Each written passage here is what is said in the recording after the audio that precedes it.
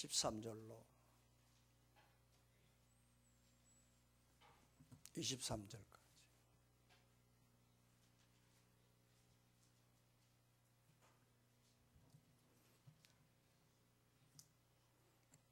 봉독해 드리겠습니다. 바울과 미 동행하는 사람들이 바보에서 배 타고 밤빌리아에 있는 버가에 이르니 요한은 그들에게서 떠나 예루살렘으로 돌아가고 그들은 버가에서 더 나아가 비시디아 안디옥에 이르러 안식일에 회당에 들어가 앉으니라.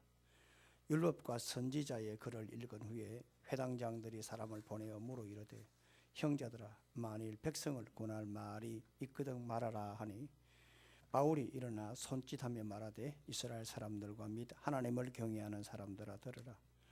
이스라엘 백성이 하나님이 우리 조상들을 택하시고 애굽 땅에서 옛 나그네 된 그 백성을 높여 큰 권능으로 인도하여 내사 광야에서 약 40년간 그들의 소행을 참으시고 가나안 땅 7족속을 멸하사 그 땅을 기업으로 주시기까지 약 450년간이라.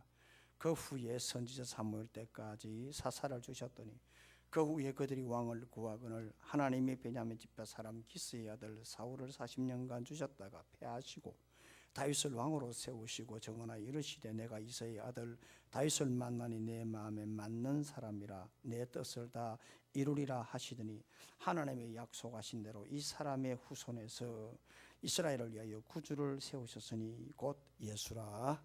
아멘. 지금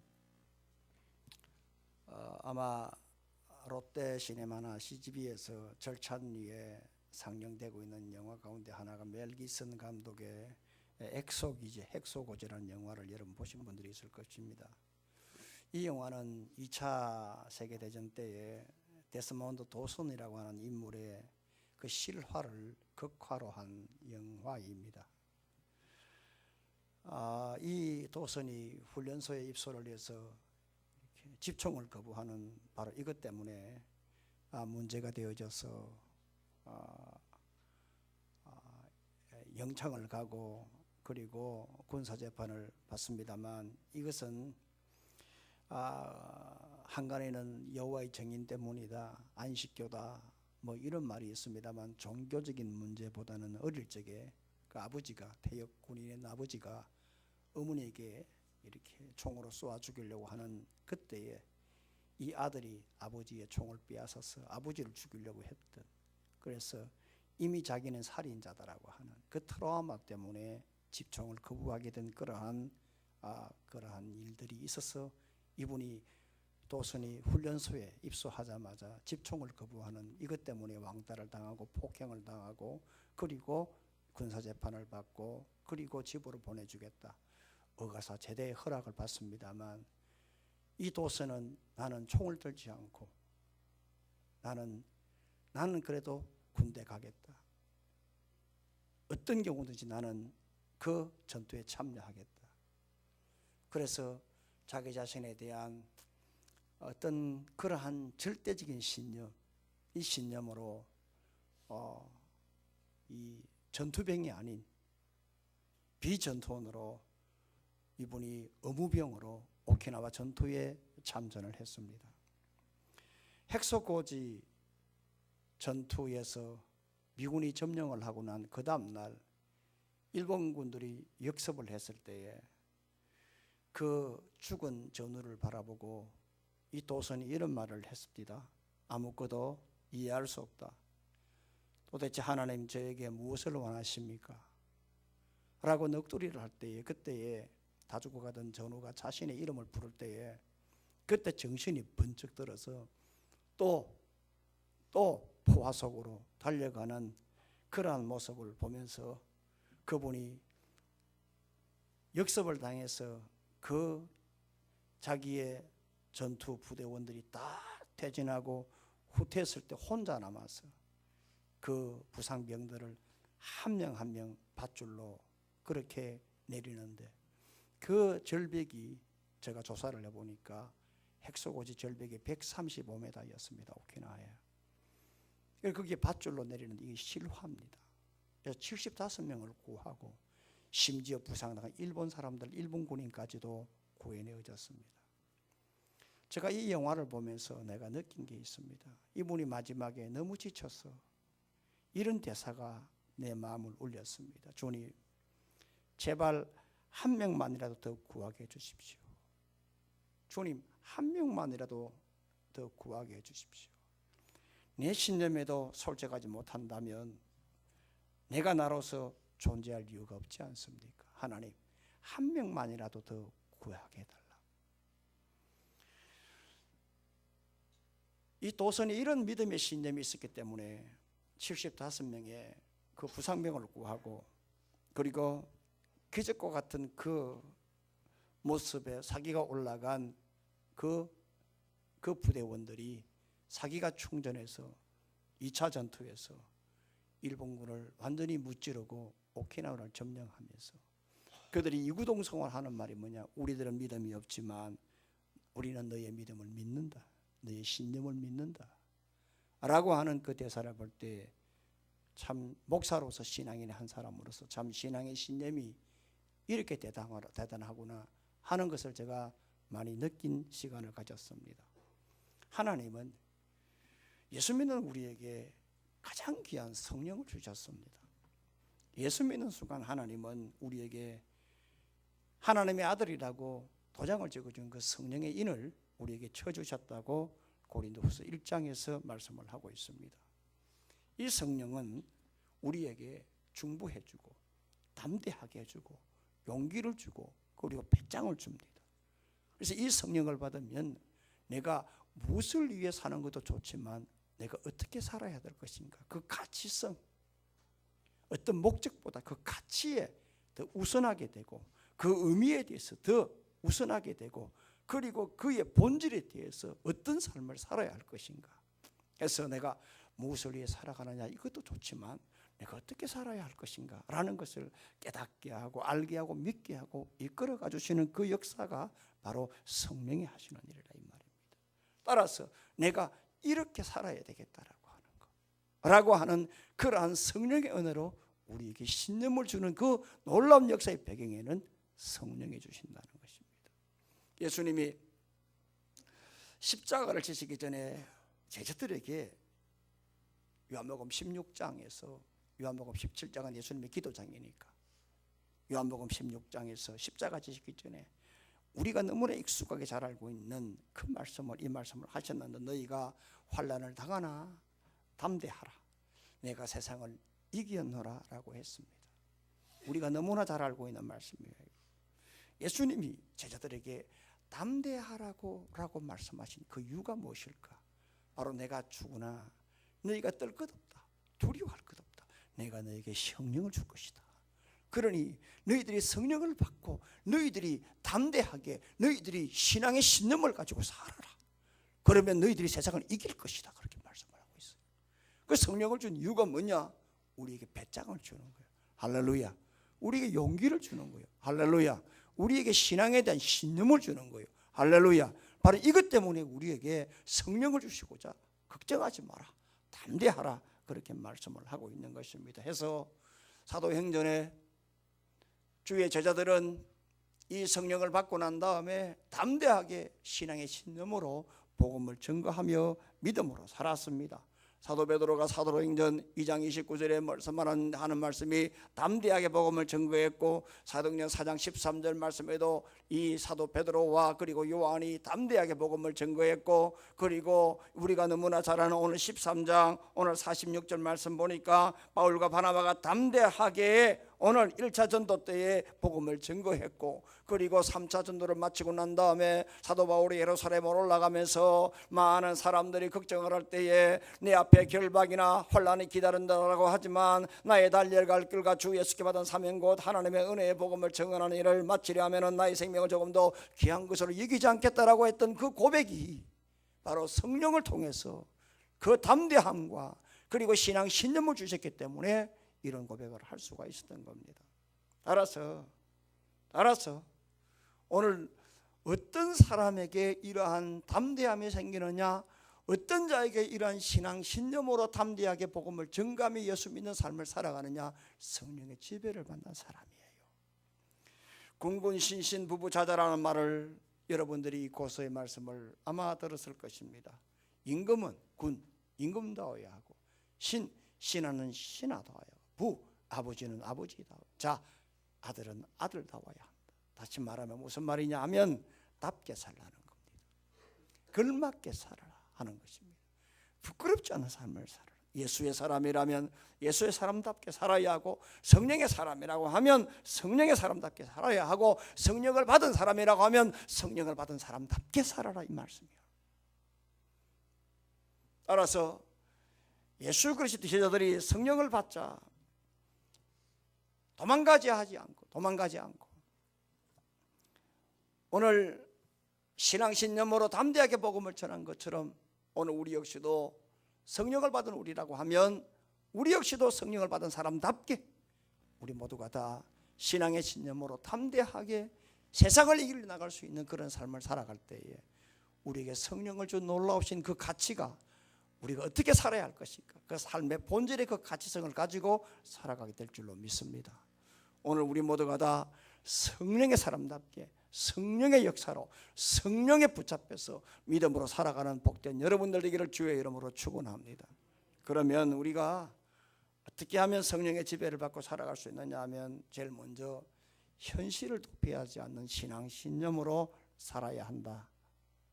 현실을 도피하지 않는 신앙신념으로 살아야 한다라는 그런 교훈을 우리가 먼저 13절로 14절을 통해서 배울 수가 있습니다. 한번 다 같이 읽어봅니다. 시작. 바울과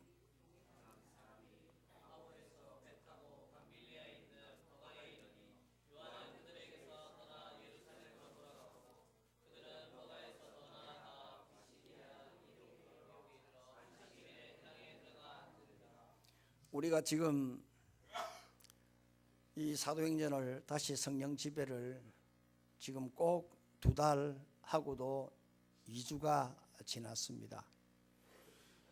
작년 12월 둘째 주까지 성령 지배를 하다가 성탄주일 그리고 마지막 또 송년주일 그리고 올 첫째 주부터 우리가 축복 시리즈를 보고 이제 드디어 다시 우리 모두가 다 성령 지배 시리즈로 다시 새롭게 출발을 합니다.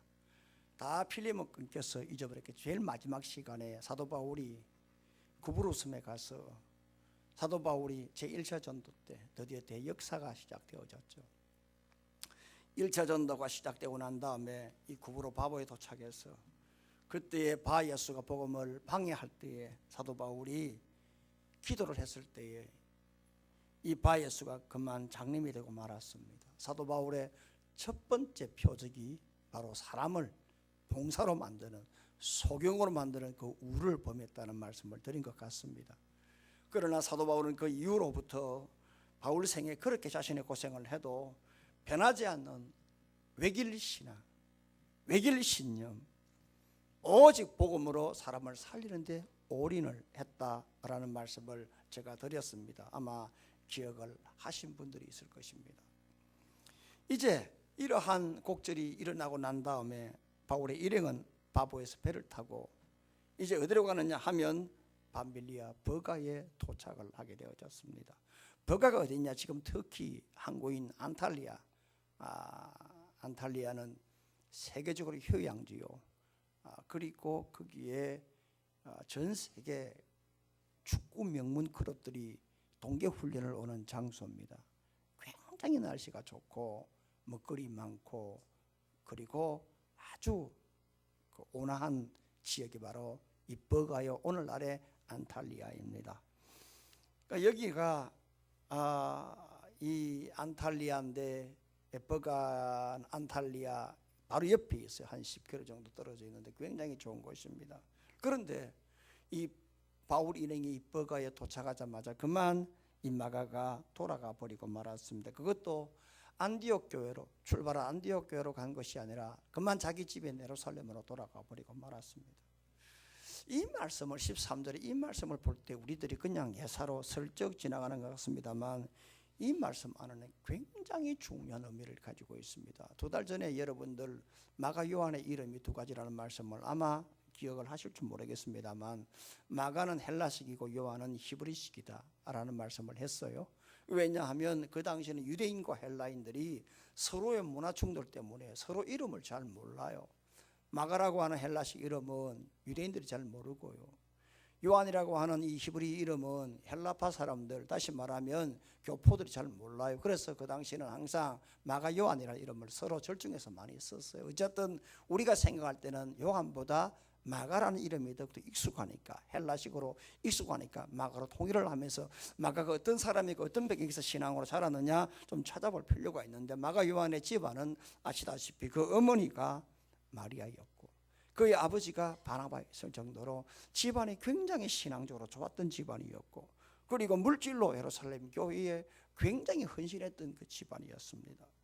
그래서 그 어머니가 주축으로 해서 예루살렘 초대교회를 건축을 했는데, 그 집에 2층에 바로 다락방이, 그 자리에 120문도가 들어서서 거기서 기도할 때에 거기에 성령이 임했던 그 자리였고, 지금도 그 마가 다락방 돌로 세워졌는데 2000년이 지난 지금도 튼튼할 정도로 대단히 좋은 집이었고, 바로 거기에서 기도할 때 성령의 역사가, 성령의 임재가, 그리고 예루살렘 초대교회가 시작되어졌다 하는 점에서 이 마가 요한은 어릴 적부터 기도하는 그러한 하나님의 사람들을 보며 자랐고, 그리고 성령의 역사를 이렇게 바라보면서 어떻게 해야 된다, 그리고 믿음 좋은 어머니, 삼촌, 그리고 사도로 이렇게 사랑을 받고, 그러니까 그야말로 온실 속에서 자랐고, 그리고 자신의 신앙적 체험보다 그러한 어떤 분위기, 신앙의 분위기, 어떤 신앙의 그러한 신앙의 감정,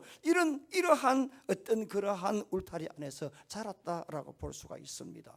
그 한 가지 예로 이 마가 요한이 얼마나 온실 속에서 자랐느냐, 얼마나 감정적 신앙을 가지고 있었느냐, 얼마나 현실을 모르느냐라는 것을 마가복음 14장을 보면 알 수가 있는데, 마가복음 14장 51절 52절 보게 되면 마가가 어느 한 청년이 헛 이불을 이렇게 덮고 자다 일어나서 헛 이불을 두르고 예수가 잡혔다는 소리를 듣고 따라갔을 때에, 무리에게 잡혔을 때에 그만 배에 헛이불을 버리고 벗음으로 도망을 갔다라고 했습니다. 마가가 자신의 글을 이렇게 기록을 할 때에 오늘 그냥 한 청년이라고 기록을 했는데, 성경학자들은 이 한 청년이 누구냐, 바로 마가 자신이었다는 겁니다. 왜냐하면 자신의 일을 쓰면서 너무나 부끄러워서 밝힐 수가 없으니까 한 청년이라고 했다는 얘기입니다. 쉽게 말하면 그 지역은 지중해 지역입니다. 잘 때는 그냥 잡니다. 그런데 밖에서 웅성거리는 소리가 들립니다. 무슨 소리인지 싶어 보니까 예수가 잡혀갔다는 얘기입니다. 그러니까 잠에 일어나서 얼떨결에 덮고 자다 혼입으로 그냥 둘둘 말고 갔던 겁니다. 믿음이 있어서 간 게 아니라 그냥 어머니와 친하고 예루살렘 교회에 자주 이렇게 왕래했던 그 예수님이 잡혀갔다고 하니까 궁금해서 달려간 겁니다. 그 가서 보니까 사람들이 너도 한패지, 너도 그 당해지, 하니까 놀래가지고 시급을 하고 그냥 혼이불을 둘렀던 혼이불을 그냥 팽개치고 도망갔다는 얘기입니다. 이 정도로 마가 요한이 현실을 몰랐고, 그리고 어렸고, 그리고 감정적인 신앙이었고, 그저 옹냥옹냥하면서 컸던 바로 그 사람이 오늘 지금 이 마가 요한이 드디어 커서 이제는 삼손을 따라 전도 여행을 가게 되었다는 겁니다.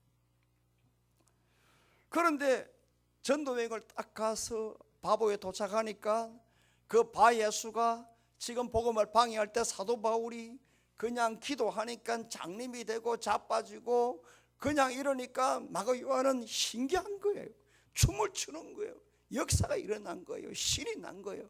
전형적인 감정신앙이죠. 그냥 우리말로 말하면 전지도 모르고 춤을 추고 있는 거예요. 그런데 여러분, 성경을 가만히 한번 보세요. 지금 이 마가가 바보에 도착해서 여기에 지금 밤빌리아 버가에 지금 도착하자마자 그냥 간 겁니다. 그냥 간 겁니다. 여기에 도망간 이유에 대해서 성경학자들이 여러 가지 학설을 지금 내고 있어요. 그 가운데 하나가 뭐냐 하면 버가라고 하는 지역이 아까 말씀한 것처럼 이 안탈리아 옆에 공기가 굉장히 저지대예요. 좋아요. 날씨가 온화해요. 그러니까 그 지역은 아무래도 질병이 많아요. 날이 따뜻하니까. 그래서 마가 요한이 여기에서 병 때문에 겁이 나서 도망을 갔다는 사람이 있고요. 이제 막상 자기 삼촌이 대장인 줄 알았는데 전도를 나와보니까 주도권이 바울에게 뺏겼어. 그것 때문에 도망갔다는 사람이 있고요. 어릴 적에 그렇게 집안에서 살다가 나오니까 집이 그리워서 도망갔다, 향수병 때문에 도망갔다라고 하는 그런 여러 가지 학설이 있어요. 그러나 이렇든 저렇든 간에 분명한 것은 뭐냐 하면 1차 전도 때 자기가 도망을 가고요. 그리고 난 다음에 사도 바울과 바나바가 1차 전도를 마치고 안디옥에 와서 보고를 합니다. 그런데 보고를 할 때 1차 전도 보고하는 거 너무나 기가 막히거든. 하나님이 인도하시고 성령이 역사하시고 가는 곳곳마다 사람들이 회심을 하고, 그리고 거기에 제자 훈련해서 거기에 사람들이 세워지고 장로를 세우고, 그리고 교회를 세우고, 그리고 또 떠나고, 거기에 또 전도를 하고 사람을 세우고 장로를 세우고, 그리고 다시 한번 또 떠나고, 계속해서 교회가 세워지는 그 간증을 듣고 마가가 나도 가겠다고 하는, 나도 2차 가겠다고 하는 거예요. 그때 바울이 거절을 하잖아요. 이게 무슨 말이냐라고 하면, 그것만큼 이 마가 요한이라고 하는 것은 사역에 대한 태도가 문제가 있었다는 겁니다. 그것만큼 이 지금 마가가 현실을 너무나 쉽게 보았다는 얘기입니다.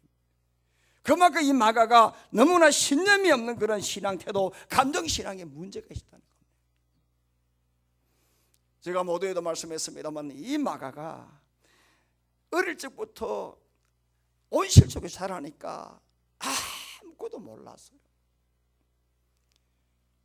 그냥 그런 가정에서 어릴 적부터 부유하게 자라다 보니까, 그저 자신의 신앙보다 어머니의 신앙에 의해서 자라다 보니까, 오늘 삼촌이 파송하니까 설교가 하니까 그 분위기에 들다가 그 분위기에 편성해서 삼촌과 하니까 따라 나선 거예요. 그런데 막상 현장에 도착하자 자기의 집 교회와는 천지 차이예요. 온실 가운데 자란 마가, 아무것도 모르는 마가, 이러니까 현실을 이기지 못하고 도망간 거라 이 말이에요. 따라서 마가는 믿음도 있었고 성령도 받았고 신앙도 있었으나, 오늘 이 마가에게 절대적인 게 뭐냐 하면 바로 분위기 신앙이었어요. 그러니까 성령을 받았으나 성령의 지배를 받지 못하니까 현실을 이기지 못하고 도피한 거예요. 그러니까 오늘 우리들이 이 땅을 살아갈 때에 여러 가지 문제가, 생각지 못한 문제가 찾아옵니다. 그럴 때 어떤 사람이 믿음으로 이걸 극복하느냐 하지 못하는, 이것은 내가 성령 지배를 받고 살아가느냐 아니냐, 여기에 관건이다 이 말입니다. 다시 말하면, 내가 예수를 믿으나 오늘 내 자신이 엄청나게 밀려오는 고난의 바람 속에 내가 자빠진다. 그러나 어떤 사람은 같이 예수를 믿으나 그걸 극복한다라고 하는 것은 어떤 차이냐? 성령의 지배다 이 말입니다. 그만큼 성령을 받았으나 성령의 지배를 받고 살아가느냐 그렇지 못하느냐가 하늘과 땅 차이라고 하는 겁니다. 여러분들, 개그우먼 정선희 씨를 아시죠? 정선희 씨, 요즘 보니까 지금은 라디오 시대 지라 씨도 이렇게 최유라 씨 다음으로 진행을 하고 있던데요. 이분이 오래전에 남편이 죽었잖아요. 그리고 자기 친구 최진실도 죽었고요. 연타로 두드리게 맞았죠. 정신이 하나 없었죠. 그런데 금요일 날 이분이 국일보 인터뷰를 했더라고요. 그런데 신문은 토요일 날 미션 라이프에 나왔고요. 제가 금요일 날 이분 기사를 읽어봤어요. 신문이 나오기 전에 인터넷 기사를 먼저 읽어봤어요. 이분이 남편이 죽고 난 다음에 첫 인터뷰를 할 때 이런 말을 했더라고요. 너무 정신이 없었다는 거예요. 그리고 사건이 터진 다음에 인터넷에 댓글이 뜨는데, 정말 자기는 정말 죽지 않은 게 하나님의 큰 은혜였다고 하는 거예요. 그가 너무나 힘들었어요. 이러다 내가 죽겠다 싶어가지고 7개월 만에 방송에 나왔대요.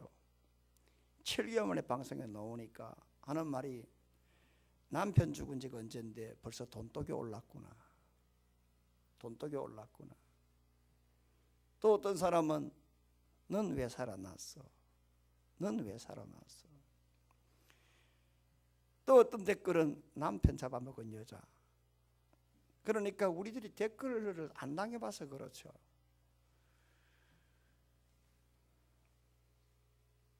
사람을 잡는 거거든요. 잡는 거거든요. 여러분들이 이상한 문자를 한번 받아보세요. 잠이 오지 않거든요. 이건 그 이상이죠. 기자가 이렇게 물었습니다. 그 시련을 어떻게 극복했습니까? 라고 했으니까 이 정신희 씨가 이런 말을 합니다. 힘들 때마다 엎드려서 기도했다. 힘들 때마다 엎드려서 기도했다. 힘은 자기 자신한테 있다. 힘은 자기 자신한테 있다. 쓰지 않아서 그렇지 반드시 있다. 기사 그대로 읽어드리겠습니다. 힘은 자기에게 있다. 쓰지 않아서 그렇지 반드시 있다. 그 다음 말이 앞권입니다. 하나님이 인간을 이렇게 위대하게 만들어 주셨다고 했어요. 그러니까 바람을 맞았을 때에 도망가느냐 아니면은 하나님이 나에게 준 그 힘을 믿고 튀어나가느냐 돌진하느냐, 이것은 오늘 내가 얼마나 성령의 지배를 받느냐 이 차이입니다. 사랑하는 성도 여러분, 지금 힘들잖아요. 우리 주위에 온통 지뢰밭입니다. 현실 도피하고 싶습니다. 어떤 사람은 극단적으로 선택하고 싶죠. 엊그제 제가 보도를 보니까 어느 74살 먹은 할아버지가 50년을 같이 살았는데 아내를 죽였더라고요. 멀쩡한 아내가 2년 전에 갑자기 치매가 왔어요. 그래서 치매 요양병원에 보냈는데 한 달에 120만 원씩 줘야 되고요. 그러니까 자신도 힘들고 자식 보기도 부담되고요. 그래서 안 되겠다 싶어서 아내를 자기 집으로 데리고 왔대요. 그리고 농약을 먹였대요. 목잘로 죽였대요. 그 자기 농약을 마셨대요. 그런데 자기는 살아났어요. 아니, 너무 힘들어서 했는데 자기가 살아났다는 거예요. 그런데 징역 3년 받은 거예요. 중앙일보에 나왔어요. 다 내가 그런 기사를 볼 때마다 이건 남일이 아니다. 남일이 아니다. 일반적으로 다 똑같이 이건 공유할 수 있는 사건이요, 우리의 문제다. 사람들이 힘들 때에 이렇게 극단적으로 문제를 해결하려고 하는 것이 있어요. 우리 모두에 그런 게 있어요. 그러나 이럴 때에 성령의 지배를 받아야 됩니다. 우리 모두가 여러분 성령의 지배를 받을 때 현실을 도피하지 않고 신앙신념으로 살아갈 수가 있고, 신앙신념으로 살아갈 때에 현실을 도피하지 않고 이 문제를 극복할 수가 있는 겁니다. 이런 은혜를 우리 모두에게 주기를 바랍니다. 둘째로, 자기 자신을 훈련하는 그러한 신앙의 신념, 신앙의 습관을 가지고 살아야 합니다. 내 자신을 훈련시키는 그러한 신념, 그런 훈련, 이렇게 해야 오늘 이 시련을 극복할 수가 있다. 이래야 성령의 지배를 받을 수가 있다 말씀을 하고 있습니다. 다시 한 번 더 13절 한 절만 읽습니다. 시작.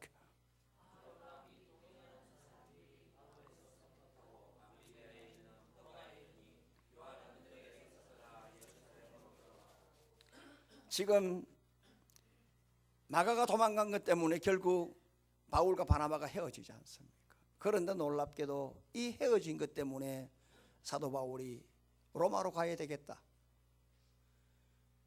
로마로 가야 되겠다라고 하는 그러한 일이 시작되어졌고, 결국 사도 바울이 바로 일 때문에 이 로마의 심장인 이 로마로 갈 수가 있었던 겁니다.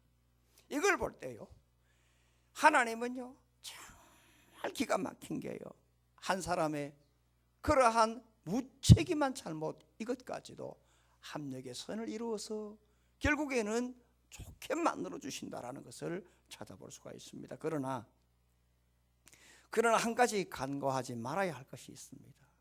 합력의 선을 이루는 것은 하나님을 찬양하는 것이지 인간의 잘못을 합리화시키는 게 아니라는 겁니다. 만약에 마가 입장에서 봐라, 내가 도망간 것 때문에 오늘 사도 바울 선생이 로마 가서 복음을 했지 않느냐, 내가 도망가지 않았다면 어떻게 로마가 복음의 증거가 되어졌고, 내가 도망가지 않았다면 어떻게 세계 복음을 이루어줄 수 있겠느냐 라고 지금 마가가 계속 자기 합리를 했다면 이건 하나님을 찬양하는 것이 아니고, 자기 합리를 했다면 이건 말이 안 되라고 말씀합니다. 그런데 문제는 뭐냐, 오늘 이 마가 요한이 자신이 도망자가 된 다음에 얼마나 회개를 했는지 모릅니다.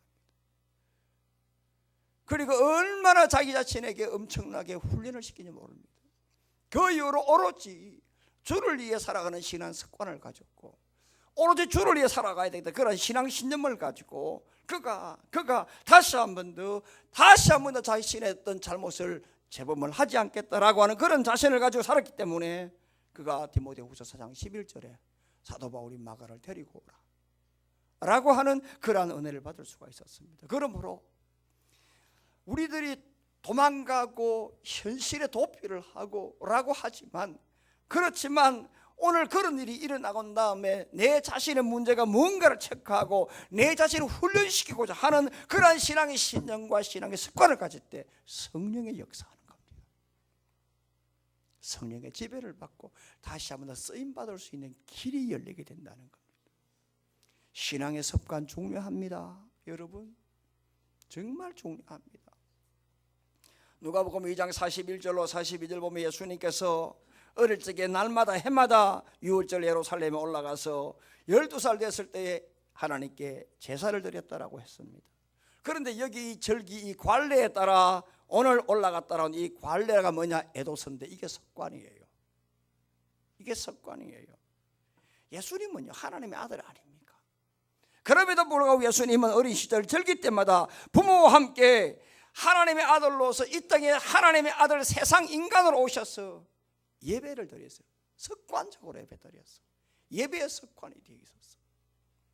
뿐 아니라 마가복음 1장 35절에 예수님은 항상 새벽마다 한적한 곳에 가서 기도했다라고 했습니다. 예수님이 누구십니까? 하나님의 아들, 세상만 모든 권세를 가지고 있는 분 아닙니까? 그럼에도 불구하고 예수님은 매일 아침마다 그분이 만왕의 왕이지만 기도하는 습관을 가졌어요. 이것뿐인 줄 아십니까? 누가복음 22장 39절 말씀, 예수께서 습관을 따라 감람산에 가셨다라고 했습니다. 여기에 습관도 에도스입니다. 똑같습니다. 관습이나 관례나 습관이 똑같은 말이에요. 에도스예요.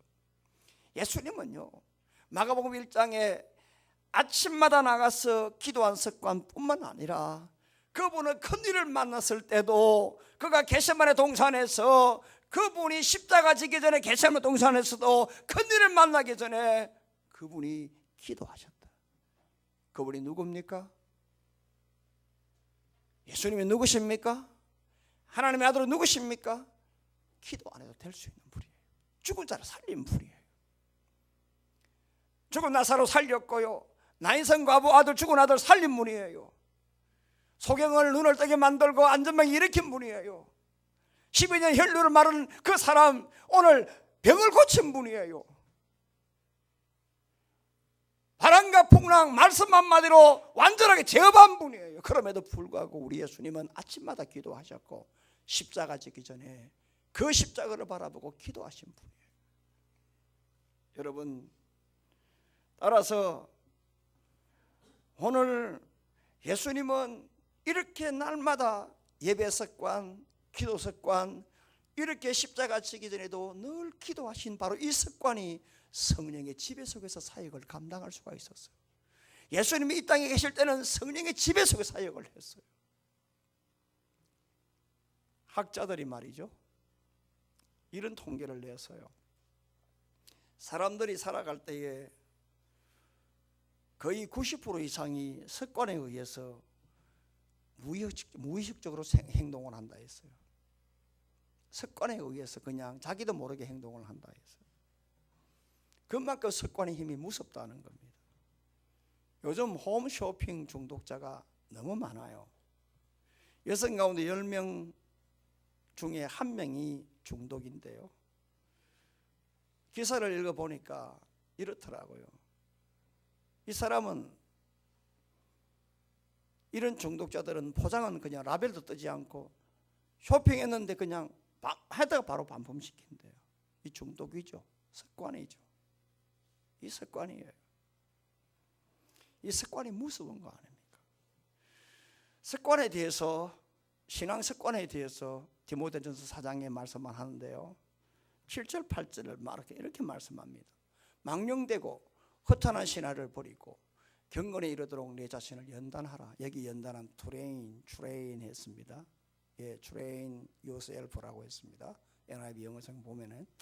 근데 8절에 보면은 육체의 연단은 약간의 유익이 있다 했습니다. 여기 육체의 연단은 뭡니까? 피지컬 트레이닝 했어요. 현재 진행형으로 말씀했어요. 육체의 연단은 했어요. 약간의 유익이 있다.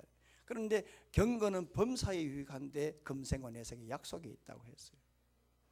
여러분, 육체의 연단, 육체의 습관 연습 굉장히 중요하죠. 네? 운동 습관 보세요. 매일 30분씩 걷는다. 굉장히 좋은 거예요. 그리고 식습관, 몸에, 죄송합니다, 오해하지 마시고, 뚱뚱한 사람은요 살찌는 것만 먹어요. 우리 오전도 사람 보면요, 내가 볼 때 이거 옷이 집어나 아니다 싶어요. 나하고 너무 달라요. 살찌는 것 먹어요. 그리고 폭식을 해요. 지가 어디 뭐 만명 목회합니까? 쫄쫄 굶고요. 지가 뭐 신령하다고 사역하기 전에 밥을 안 먹어요. 얼마나 배가 고프겠어요. 마치고 나면 저녁에 급하니까 햄버거. 여러분 안 좋습니다. 햄버거 즐기지 마세요. 햄버거 먹으면 여러분 정말로 안 좋습니다. 피자, 오늘 보니까 오뚜기 피자를 렌즈로 구워가지고 주던데, 내 밑에 봤어요. 박스 보니까 오뚜기 해가지고 했는데, 피자, 그 다음 이거 안 좋습니다. 여러분 정말 안 좋습니다. 이게 식습관 중요한 거거든요. 중요한 거죠. 이것만 좀 여러분들 습관, 좋은 습관 들이면 건강해지죠. 그 다음 책 보는 거, 독서 습관. 예? 우리 학생들 오늘 있으니까 말씀드리는데요, 신문을 읽으세요. 기사를 딱 읽어보라고요. 잘 들으세요, 학생들. 기사를 딱 보면 기자들이 기사를 어떻게 쓰느냐 하면 신문사 합격하고 글 쓰는 훈련을 1년을 훈련을 해요. 그러니까 주제를 내줘요. 내주면 그걸 가지고 1시간 동안 정신없이 치게 만들어요. 그리고 내잖아요, 쭉 던지고 꼬표하고 구사리 맞고 이래요. 그러니까 그런 글 쓰는 순발력을 키우는 거예요. 할렐루야. 그러니까 신문을 읽어요. 신문을 읽으면 무조건 신문에 첫째 주어 딱 나와요. 그 다음 누구에게 목적어 나와요. 그 다음에는 했다라고 동사가 딱 나와요. 무조건 그래요. 그러니까 여러분들이 거기에 딱 각인이 되면 어떤 주제가 딱 나와도 다다다다 글을 쓸 수가 있잖아요. 할렐루야.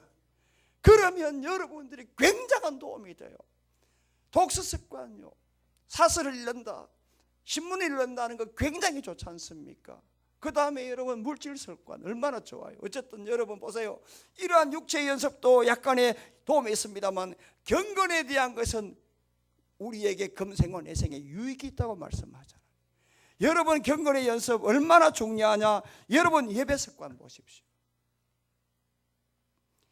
우리가 주일을 지키는데 이게 뭐냐? 바로 하나님이 시간의 주인이라고 하는 신앙 고백이에요. 그런 예배를 통해서 성령의 지배를 받아요. 그 다음 기도하는 습관, 이 기도가 뭐냐? 하나님이 만물의 주인이라는 그런 신앙 고백 아닙니까? 그러니까 만물 주인에서 하나님께 기도할 때에 성령의 지배를 받는 거 아닙니까? 헌금의 습관, 하나님이 물질의 주인이다 라고 하는 신앙 고백 아닙니까? 그러니까 우리가 하나님께 이 물질을 드릴 때 우리의 마음이 하나님께 향하니까 성령이 지배를 하는 거 아니에요.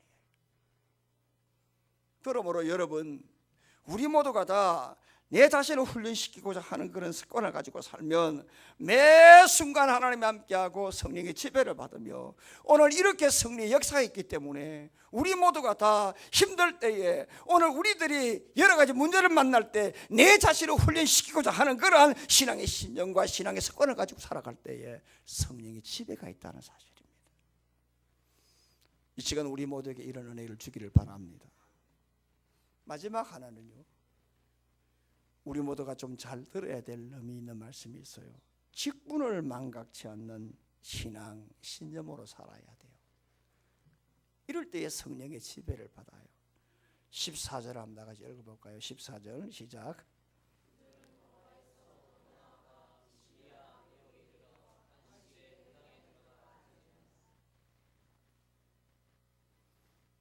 따님들 모자 좀 벗겨주세요.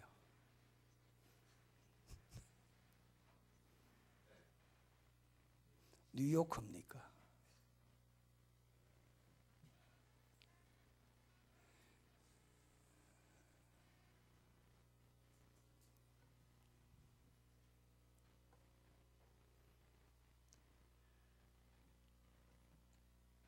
지금 계속 마가가 도망갔다는 이걸 가지고 우리들이 지금 분석을 하고 있거든요.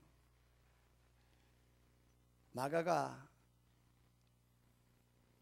버가에서 왜 도망갔느냐 하면요, 버가 다음에 바울 일행이 간 곳이 어디냐 하면 바로 비시디아 안디옥이에요. 14절 보니까 버가에서 더 나아가 비시디아 안디옥에 이르렀다라고 했잖아요. 이 거리가 230km예요. 그런데 거리뿐만 아니라 이 비시디아 안디옥까지 가려고 하면 해발 2000m 타우루스 산맥을 넘어가야 돼요. 그러니까 지금으로 차로 가도 4시간 걸리거든요. 안개가 계속 끼고요. 제가 이 산맥 넘을 때는 제가 여기에 두 번을 갔거든요. 여기에 제가 소아시아 지역 2번을 갔는데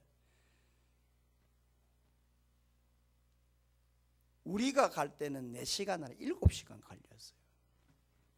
기사 2명이 번갈아 운전했어요. 지금도 그러는데 여러분 2000년 전에 때강도 나타나죠. 험산줄령이죠. 그러니까 여러분 보십시오. 부잣집 도련놈으로 자란 이 마가가 기가 질린 거 아니겠어요? 이 가면 죽겠다고 하는 거예요. 그러니까 도망간 거예요. 그런데 여러분, 마가는 어떤 사람인 줄 아세요?